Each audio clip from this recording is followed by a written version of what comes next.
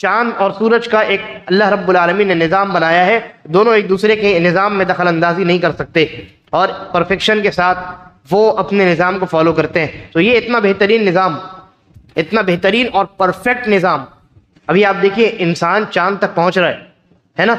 अगर वो निज़ाम परफेक्ट नहीं होता तो इंसान परफेक्टली कैलकुलेशन के साथ पहुंच सकता था?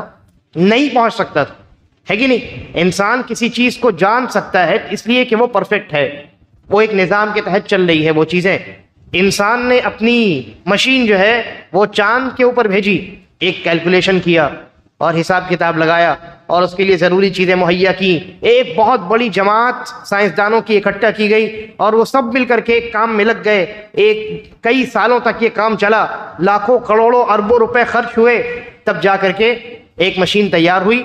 फिर उस मशीन को लॉन्च किया गया तो वो जाकर के चांद की ज़मीन पर वो ठहरी। यहाँ से लेकर के वहाँ तक जाने का सफ़र, ये कितना मुश्किल तरीन सफ़र है।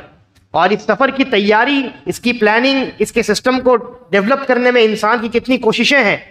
अगर कोई आदमी उठ करके खड़ा हो जाए और ये चंद्रयान 3 के बारे में कहे कि नहीं भाई साहब, ये चंद्रयान 3 अपने आप पैदा होकर के चांद पर पहुंच गई, ये मशीन अपने आप जो है ये अपने आप पैदा हुई और ये अपने आप जाकर के चांद पर लैंड कर गई, तो उस आदमी को इंसान अक्लमंद कहेगा या बेवकूफ़ कहेगा? बेवकूफ़ कहेगा, बेवकूफ़ कहेगा, क्योंकि वो ये देखता है, उसकी नज़रों की आंखें, नज़रों के सामने ये तमाम चीज़ें हैं कि ये मशीन कितनी पेचीदा है, इसके सिस्टम्स कितने पेचीदा हैं और परफेक्ट भी हैं।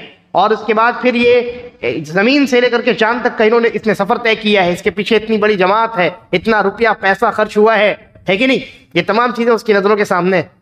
तो इंसान अगर कोई कहे कि नहीं ये तो अपने आप हो गया तो उसको बेवकूफ़ कहता है। तो वो लोग जो ये कहते हैं कि ये चांद, सूरज, ज़मीन, आसमान, इंसान सब अपने आप पैदा हो गए, वो कितने बड़े बेवकूफ़ हैं। क्योंकि ये इतनी छोटी सी मशीन बनाने में इंसान को इतनी एफर्ट डालनी पड़ती है और उसका मुनकिर बेवकूफ़ है। तो इतना बड़ा निज़ाम, इतना बड़ा सिस्टम और इस सिस्टम के अंदर इतना ज़बरदस्त परफेक्शन, ये अगर कोई कहे कि अपने आप हो गया तो उससे बड़ा कोई बेवकूफ़ है। तो मुअल्लिफ ने कहा कि आपने अपने रब को कैसे जाना? मखलूक़ातिही, अल्लाह रब्बुल आलमीन की मिन मखलूक़ातिही। और अल्लाह रब्बुल आलमीन की मखलूक़ात में कौन कौन सी चीज़ें हैं? बहुत सारी चीज़ें। कहा अस्समावातुस सबअ, 7 आसमान हैं, वल अर्दून अस्सबअ, और 7 ज़मीनें हैं।